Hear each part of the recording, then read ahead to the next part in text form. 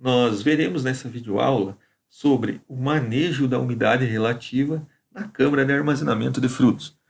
Nosso assunto é muito interessante porque ajuda a conservar a vida pós-colheita dos frutos e reduzir as perdas, que são extremamente altas na fase de pós-colheita.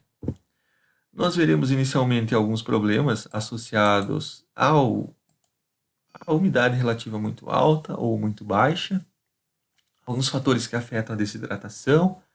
Nós veremos também de onde vem e para onde vai a água na câmara de armazenamento e falaremos um pouquinho sobre a mensuração ou a medição da umidade relativa do ar em câmaras de armazenamento.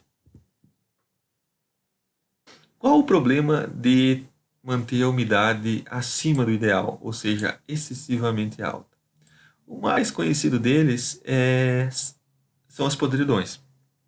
Então, podridões em frutos são causados por fungos, e esses fungos eles são favorecidos pela umidade relativa muito alta. No momento que a água condensa, que ela passa do vapor para o líquido aqui na baga dessa uva, por exemplo, ela vai proporcionar condições para os fungos se desenvolverem e causarem podridões. Em alguns frutos ocorre rachadura, como na maçã, escurecimento da polpa, o aspecto farináceo da polpa, quando a umidade está muito alta. Mas, de longe, para a maioria dos frutos, as podridões são o principal problema da umidade do ar muito elevada. Por outro lado, se a umidade estiver muito baixa, ou seja, abaixo do recomendado, ocorrerá uma transpiração excessiva. Essa transpiração causará o aspecto murcho do fruto, que deprecia a qualidade visual, causará perda de peso, que resulta em menos volume de frutos vendidos, e em algumas situações, em algumas espécies, o fruto fica não crocante. Uma perda de peso acima de 5% já observa-se depreciação na qualidade visual desses frutos. Então, muito importante não manter a umidade muito alta e nem muito baixa. Então, para cada espécie existe, ou para cada grupo de espécies, existe uma faixa de umidade relativa mais adequada. Fatores que influenciam a desidratação, então, ou a perda de água na forma de vapor desses frutos. A característica do fruto, a área superficial dele, as características dessa superfície e fatores ambientais da câmara, como a temperatura, umidade e movimento do ar. Veremos um pouquinho de cada um na sequência. Então, característica do fruto. Quanto maior a relação área superficial-volume, relação superfície-volume, maior vai ser a perda de água. Então, em frutas pequenas, vai se perder mais água, vai se murchar mais do que frutas grandes ou vegetais grandes. Temos dois exemplos aqui, um grupo, diríamos aqui, um grupo de folhosos, que tem uma área superficial mais alta do que a uva, por exemplo, ela vai perder muito mais água, então essa aqui perde muito mais água, murcha mais em relação ao seu volume, porque ela tem uma grande superfície-volume, uma relação alta, muita superfície para pouco volume, então ela murcha muito rápido. Isso é muito fácil de observarmos na nossa geladeira. Simplesmente coloquem uma uva e um alface e observem dali 2, 3 dias o que vai acontecer. A uva provavelmente não vai apresentar sinais de murchamento, mas a alface apresentará. E frutos maiores, então, murcham menos, então tem uma relação superfície-volume menor, ou seja, tem um volume maior em relação à área superficial. Por que isso impacta? Impacta, então, em área de perda de água em relação ao seu volume. Então, essa maçã aqui, ela tem um volume muito grande para uma área relativamente pequena de perda de peso. Essa alface, por mais que ela tenha a mesma área superficial dessa maçã, mas o volume dela é muito pequeno. Então, ela vai murchar muito mais rápido. Bom, a característica do fruto. Logicamente, então, a morfologia das espécies ela impacta grandemente na perda de água. Vamos ver aqui. Pêssego, em 85% de umidade, perde em torno de 0,24% por cento de perda de peso por dia. A uva Niagara, aqui já um pouco diferente, já temos a morfologia diferente, né? Já temos uma perda bem menor, em torno de 0,08% por dia. Massa Fuji, uma perda bem menor, então 0,06 aproximadamente por dia, e assim se comporta na maioria dos valores de umidade relativa do ar. Qual a explicação disso? A característica do fruto, a morfologia da sua epiderme. Fatores relacionados ao ambiente da câmara. Temos 3 fatores bem importantes, então temperatura, umidade relativa e movimento do ar. O movimento do ar na câmara, ele exerce um peso bem relevante, que a gente às vezes deixa de lado e fala mais em temperatura e umidade. Veremos essa situação aqui. Primeiramente vamos analisar a temperatura. Então, temperatura de 0 grau, temperatura de 5 graus. Movimentos de ar, ou seja, quantas vezes se aciona o sistema de refrigeração que liga o evaporador por hora. Então, ambas as situações, 4 vezes, 4 mudanças por hora. Umidade relativa do ar, a mesma, 98%.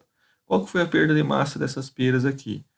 Depois de 30 dias, 2% na temperatura de 0 grau e 2,6% na temperatura de 5.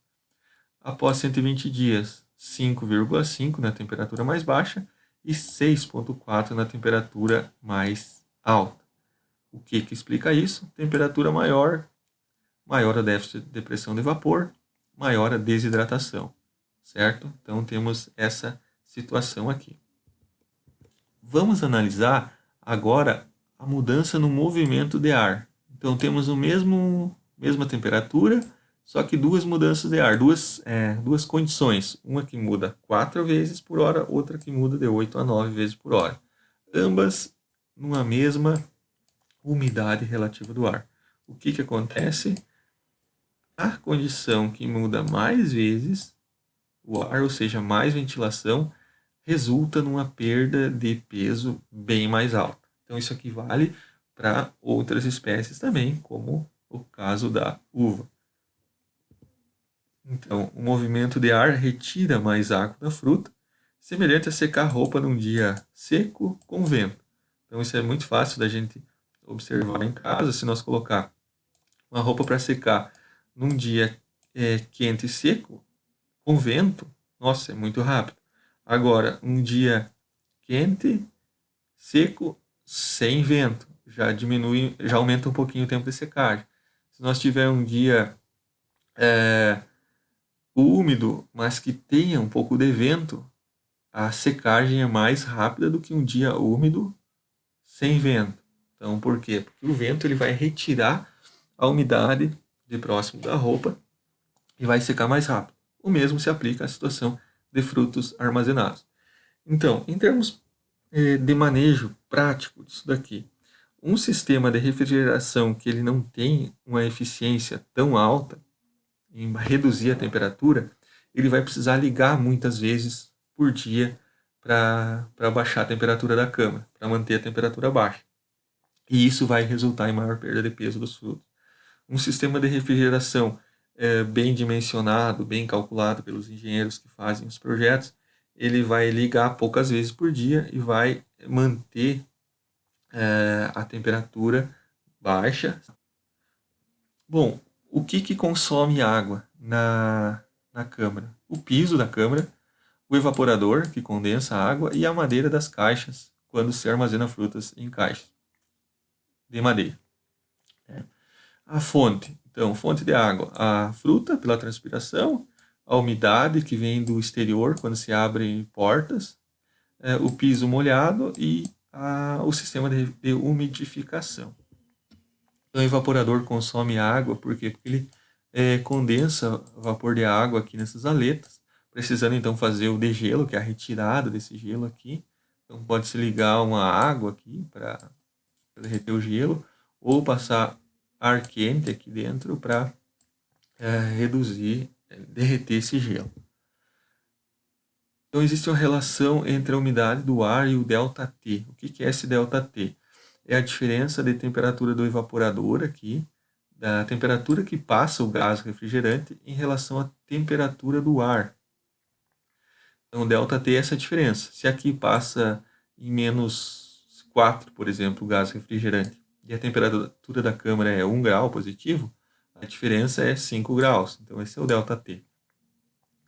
Então, se nós temos aqui uma situação numa câmara em 0 grau e a temperatura do evaporador, ou seja, a temperatura que passa esse gás aqui é -9, nós temos um ΔT de 9.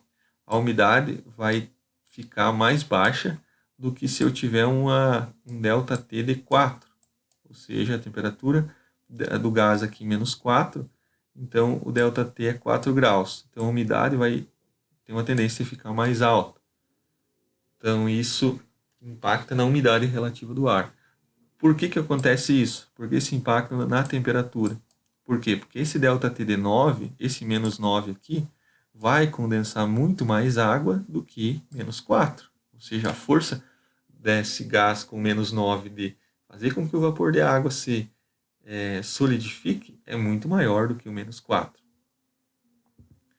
A madeira do BIM, então, algumas espécies que são armazenadas em caixas de madeira, como maçã, por exemplo, ela tem a capacidade de consumir 4,5 litros de água, de absorver 4,5 litros de água por bins. Então tem um exercíciozinho aqui, calcular o consumo de água numa câmara de 1.800 bins. Então vocês vão ver o volume de água que é necessário para somente para encharcar a madeira das caixas que são armazenados os frutos.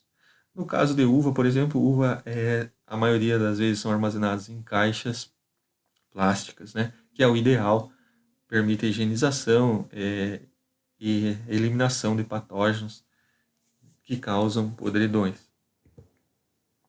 A umidificação da câmara, que é o outro fator, né? Nós vimos em aulas anteriores, né? A umidificação então é feita por meio de aspersão de água por bicos, né? Interessante conhecer a vazão desses bicos e o volume de água injetado, para se ter noção do quanto de água está sendo colocada na câmara.